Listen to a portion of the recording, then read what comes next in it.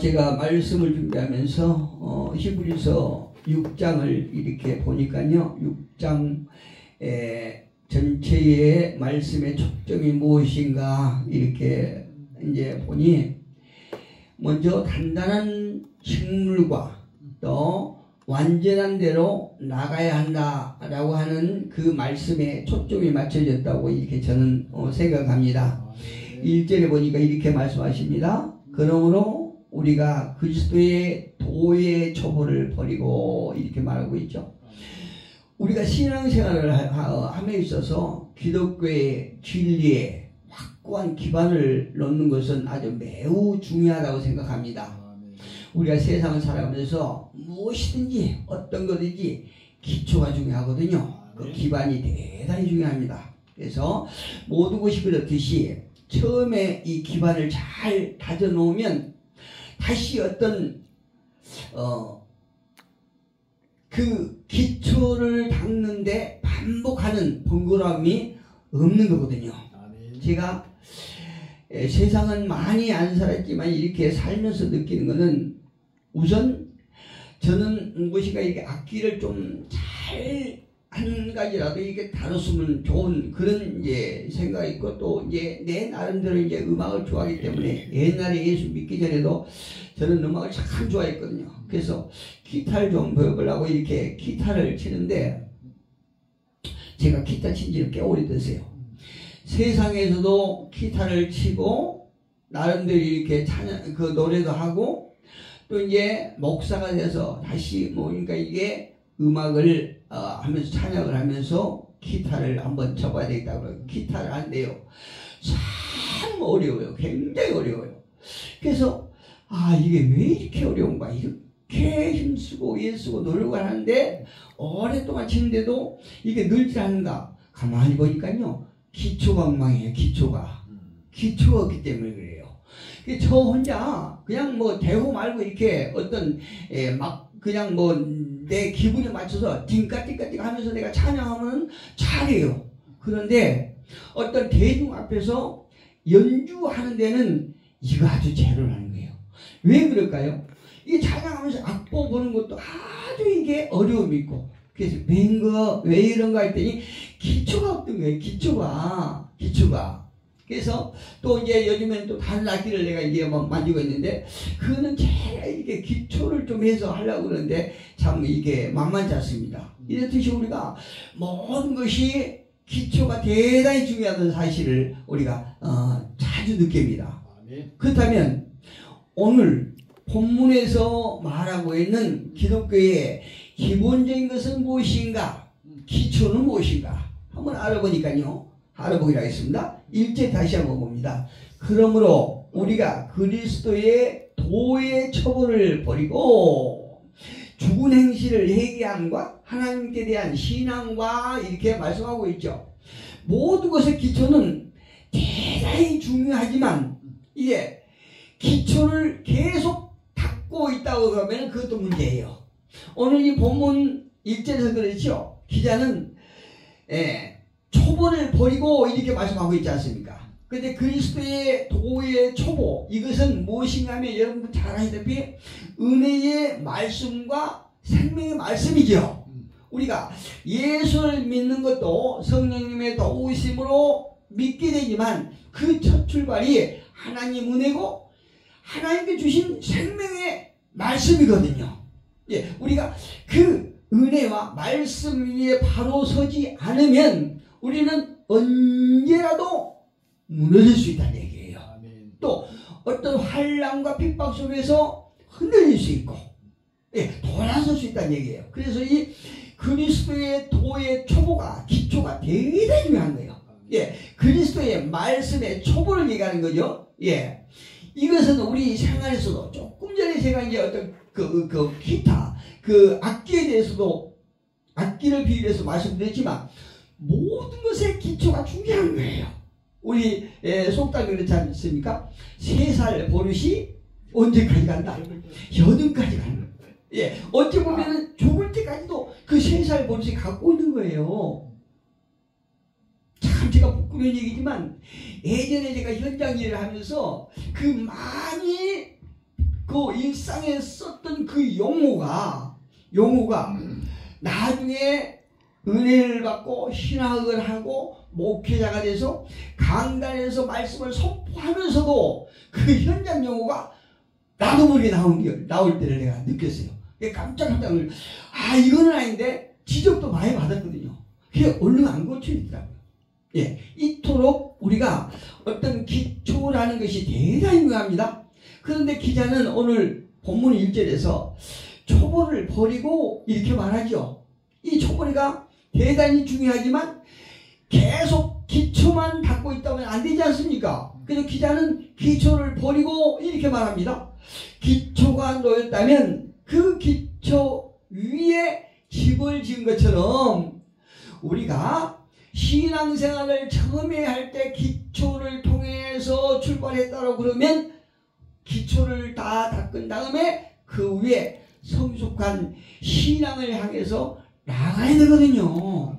예, 우리가 항상 기초만 닦고 있다고 그러면은 어떻게 될까요? 어린아이 신앙에 머무는 거죠. 그래서 기초를 버리고 이렇게 말한 것 같습니다. 그렇다면 본문에 나타난 도의 초보는 무엇일까요? 1절 보니까 우선 회개라고 말하고 있어요. 히브리서 기자는 기초의 초보는 첫 번째 회개라고 말하고 있거든요.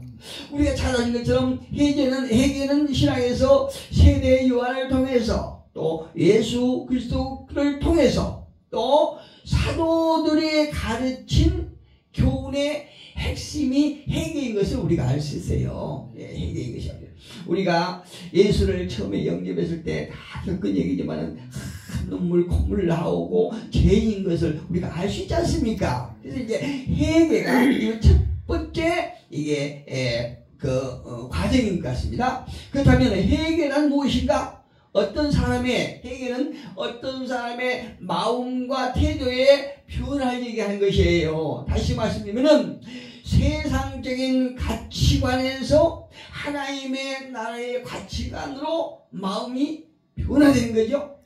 예, 바뀌는 거죠. 돌아서는 거죠. 예, 입장에 전환된다는 얘기예요. 예, 회개라는 것이 쉽게 말해서 자기 이주의 삶을 포기하고 하나님께 당연히 드려야 할 영광을 드리지 못한 죄에 대해서 슬퍼하면서 그분께 돌아서는 것을 회개라고 이렇게 말하고 있다는 얘기예요. 예, 우리가 세상에서 내가 세상 가치관을 가지고 내 욕망을 채우면서 어떤 나 위주로 살았던 삶이 이제 돌아서서 성령의 삶으로 살아가는 것을 회개라 이렇게 말하고 있다는 얘기죠. 누가복음 15장 16절에 보니까 이렇게 말하고 있습니다. 그가 돼지 먹는 지엄 열매로 배를 채우고자 하되 주는 자가 없는지라.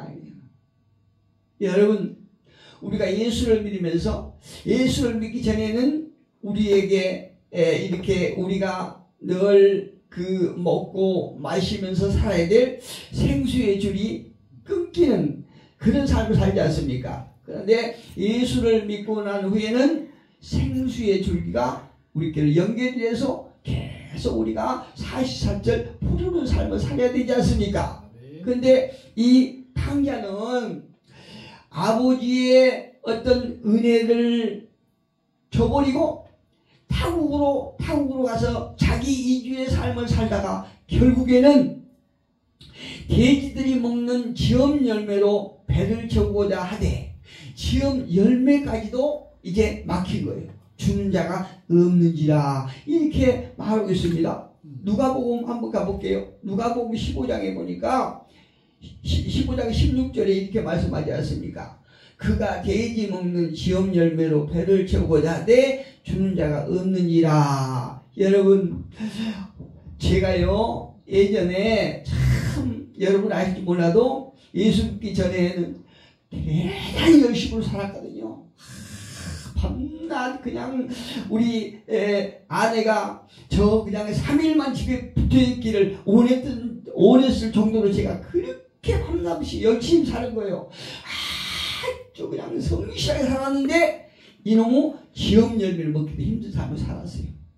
왜 그랬을까요? 하나님을 떠나서 하나님 없는 삶을 살았기 때문에, 그렇기 때문에 그렇게 열심히 살았음에도 불구하고 기업 열매를 먹는 것까지도 힘들었던 사람이거든요. 그런데 예수를 믿고 나서 목사가 돼서 참 제가 정말 성도는 없지만 그럼에도 불구하고 하나님께서 그때그때 채워주심으로 말미암아 기업 열매는 고사하고 먹고자 하는 것 마음껏 먹고 살지 않습니까? 하나님의 크신 은혜가 아니면 어떻게 이럴 수 있겠습니까? 하나님께서 저에게 어떤 통장에 잔고는 쌓아놓지 않았을지라도 그때 생명수 줄기를 이게 다 연결해 주기 때문에 먹고 싶은 거 먹고 하고 싶은 거 하고 그런 삶을 살지 않습니까? 이렇게 우리가 회개한 후에 하나님 앞에 돌아오면 우리가 정말로 하나님의 도우심으로 우리가 염려하지 않고 정말로 우리의 어떤 생수를 먹으면서 살 수 있다는 얘기예요. 17절에 한번 보니까요. 누가복음 15장 17절에 보니까 이제 기업 열매로 배를 채우고자 돼 주는 자가 없을 때 이에 스스로 돌이켜 이르되 내 아버지에게는 양식이 풍족한 품꾼이 얼마나 많은가 나는 여기서 줄여 죽는구나. 이렇게 하면서 스스로 돌이켜서 아버지께로 돌이킴을 볼 수 있어요. 이게 진정한 회개라. 이렇게 성경은 말씀하고 있습니다. 그런데요, 성경의 어떤 신학 성경은 문맥상을 보면, 전체 문맥상을 보면 개인에 대해서 돌이켜서 회개한다 라고 말하지만 오늘 본문에서 회개는 무엇이냐? 1절 같이 한번 봅니다. 본문 1절.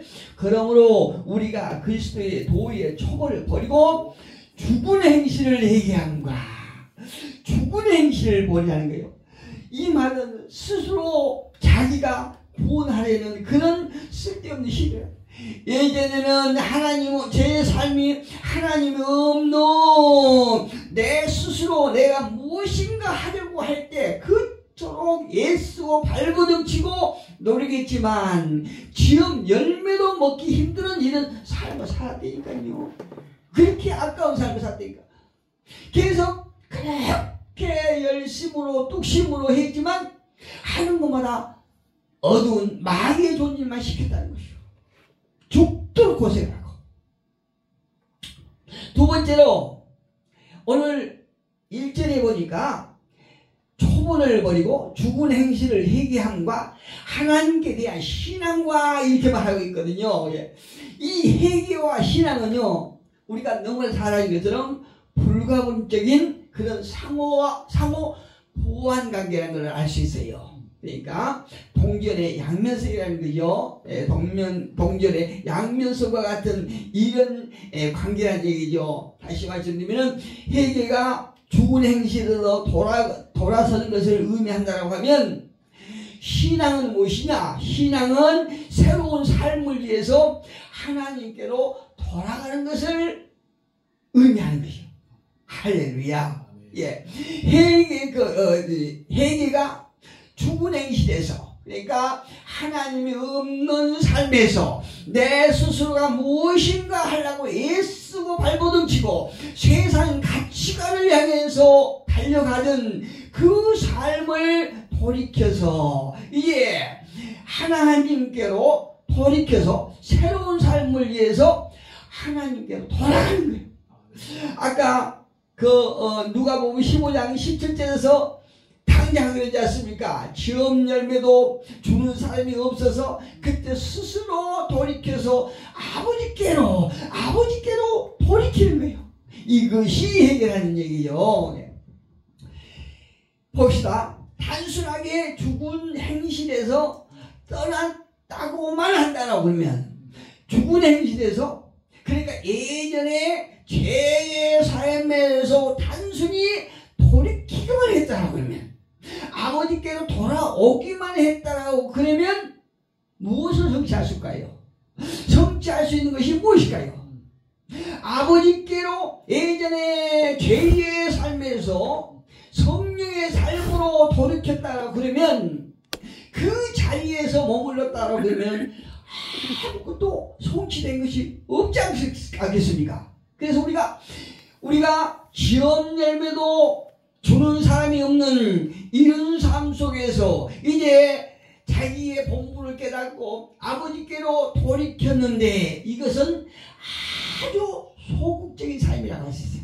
소극적이라고 할 수 있어요. 그런데 좀 적극적인 면으로 볼 때는 신앙의 어떤 장성한 분량을 향해서 더 나아간다는 얘기입니다. 할렐루야. 그래서 오늘 제목을 온전한 대로 나아가는 신앙 이렇게 제가 정했거든요. 우리가 아주 소극적인 면에서 보다 더 적극적인 면, 어떤 기초를 우리가 하나님의 은혜와 말씀으로 다졌다라고 그러면 이제는 열매 맺는 삶으로 나아가야 된다는 얘기죠. 온전한 삶으로 나아가야 된다는 거죠. 우리를 구원한 믿음은 항상 회개로 전제가 되는 거예요. 예. 그러니까 아까도 말씀드렸던 것처럼 어떤 신앙이든지 우리가 하나님의 자녀라 할지라도 회개가 없는 신앙은 온전하지 않다는 얘기예요. 요한복음 8장 24절에 한번 보니까요, 이런 말씀이세요. 요한복음 8장 24절에 보니까 그러므로 내가 너희에게 말하기를 너희가 너희 죄 가운데서 죽으리라 하였노라. 너희가 만일 내가 그인 줄 믿지 아니하면 너희 죄 가운데서 죽으리라. 유대인들에게 하는 말씀이죠. 예수님께서 유대인들에게 하는 말씀이에요. 눈을 뜨지 않으면, 믿음의 눈을 뜨지 않으면 너희는 죽는 거다. 이렇게. 믿음이 없다고 하는 것은 회개가 없다는 거죠. 아직 하나님을 믿는다고 하지만 회개가 이루어지지 않는 삶은 아직 돌아서지 않았다는 거죠. 마음이 돌이키지 않았다는 거죠. 다시 말씀드려요. 그리스도를 믿느냐 믿지 않느냐. 유대인들 앞에 서 있는 하나님의 아들, 우리의 죄를 계속하러 이 땅에 오신 예수 그리스도를 메시아를 믿느냐 믿지 않느냐 하는 것은 영원한 사망의 나락으로 떨어지느냐 아니면 생명으로 들어오느냐 라고 하는 결정이 좌우되는 거예요. 여러분, 그리스도의 오심의 목적이 무엇이라고 생각하십니까?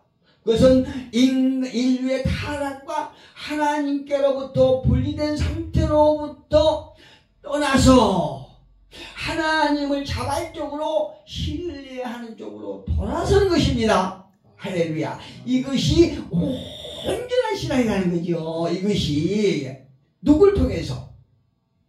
요한복음 14장 6절에 보니까 내가 곧 길이요 진리요 생명이니 누굽니까?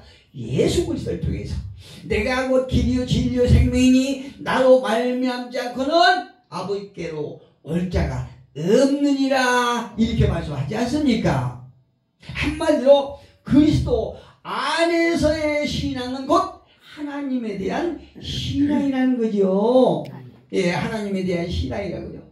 세 번째로 본문에 보니까 본문 2절에 보니까 세례들과 안수와 죽은 자의 부활과 영원한 심판에 관한 교훈의 틀을 다시 닫지 말고 완전한 대로 나아갈지니라.